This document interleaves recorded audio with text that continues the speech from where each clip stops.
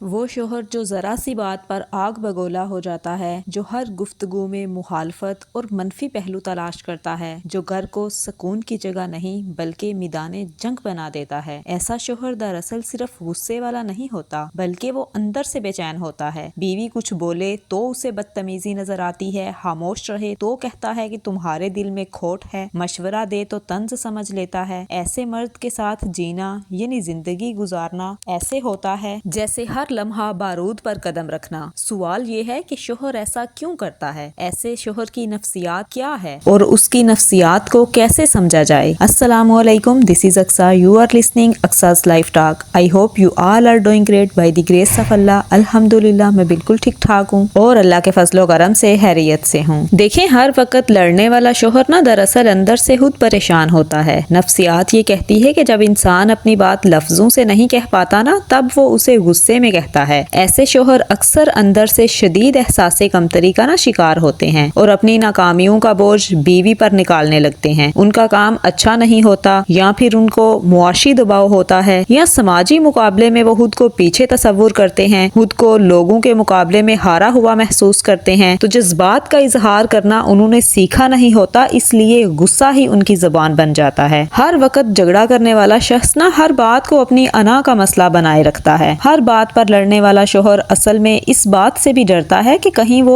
غلط ثابت نہ ہو جائے، کیونکہ نفسیات کہتی ہے کہ انسان جتنا اندر سے غیر محفوظ ہوتا ہے نا، اتنا ہی وہ خود کو صحیح ثابت کرنے پر زور دیتا ہے۔ اسی لیے وہ بیوی کی بات کو سننے کی بجائے اسے چپ کرانے کی کوشش کرتا رہتا ہے۔ اسے بیوی کا سچ بولنا اور ٹھیک بات کرنا بھی پسند نہیں آتا۔ بیوی کی وہ سنتا ہی نہیں، بس اپنی ہی سناتا رہتا ہے۔ ہر وقت لڑنے والے شوہر کے ساتھ ایسا بھی ہوتا ہے کہ کئی مردوں نے نا بچپن میں ہی اپنے گھر میں چیخ چلا دیکھا ہوتا ہے، یعنی چیخ چنگاڑ۔ باپ کو ہر وقت ماں سے لڑتے ہوئے دیکھا ہوتا ہے، غصہ کرتے ہوئے دیکھا ہوتا ہے، تو پھر وہ خود بھی نا وہ مرد لاشعوری طور پر وہی رویہ اپنا لیتا ہے جو اس نے اپنے بچپن میں دیکھا ہوتا ہے اپنے والدین کو کرتے ہوئے۔ اب سوال یہ ہے کہ کیا اس کے اس رویے کی وجہ بیوی ہے؟ بیوی کی وجہ سے وہ ایسا کرتا ہے جو وہ ہر وقت لڑائی جھگڑے کے موڈ میں رہتا ہے؟ تو اس کا جواب ہے کہ نہیں، یہ سب جھگڑے بیوی کے بولنے یا چپ رہنے سے نہیں ہوتے۔ یہ مسئلہ مرد کے اندر پہلے سے موجود ہوتا ہے۔ بیوی وہاں رہے یا نہ رہے، چند دن وہاں سے غائب بھی ہو جائے نا، تب بھی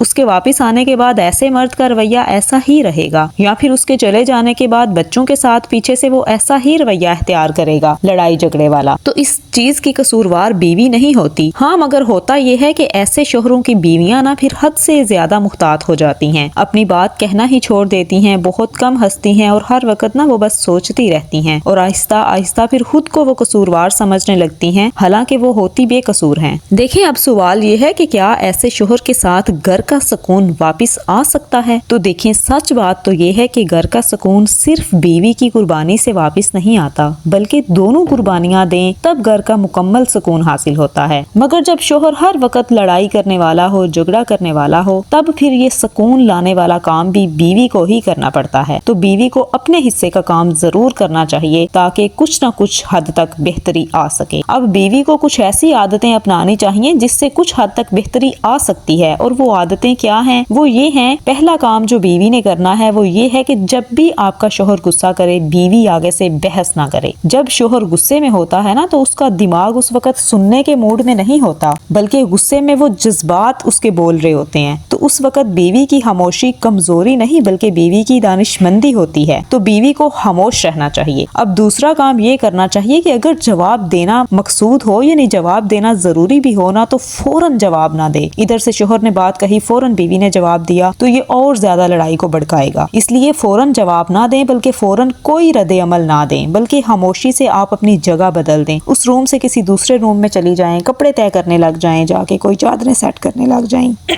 کچن میں آپ چلی جائیں، کچن میں جا کے کسی کام میں مصروف ہو جائیں، کیونکہ بیوی کا مقصد اس وقت لڑائی کو جیتنا نہیں ہے بلکہ اپنے گھر کا سکون بچانا ہے۔ اب تیسرا کام جو بیوی نے کرنا ہے وہ یہ ہے کہ جب بات کرنی ہونا تو صحیح وقت پر کرے۔ جب مرد کا غصہ ٹھنڈا ہو جائے، جب وہ آرام سے بیٹھا ہو، جب اس نے کھایا پیا ہو، اس کا موڈ تھوڑا بہتر ہو نا، تب وہ نرم لہجے میں بیوی بات کرے، اور جب بات کرے تب بھی الزام نہ لگائے، یعنی ایسے الفاظ استعمال نہ کرے کہ آپ ہر وقت لڑتے جھگڑتے رہتے ہیں، آپ ہر وقت غصہ کرتے دیں، یعنی الزام نہ لگائے، صرف اس کے اندر نا احساس پیدا کرنے کی کوشش کرے، اپنے الفاظ کچھ اس طرح سے بولے کہ مطلب جب آپ ایسا کرتے ہیں نا تو مجھے بہت تکلیف ہوتی ہے، یا جب آپ ایسا کرتے ہیں تو بچے بہت سہم جاتے ہیں، اس طرح سے بات کرے تاکہ شوہر کے اندر احساس جاگے، اس پہ الزام نہ لگائیں۔ اس کے علاوہ بیوی کو یہ بھی چاہیے کہ وہ تھوڑی نا حدود بنا لے، باؤنڈریز بنا لے، کم بات کرے، بہت ضروری بات ہو تو کرے، فضول باتیں کرنے سے گریز کرے، اور بیوی کو خود کو الزام مت دے۔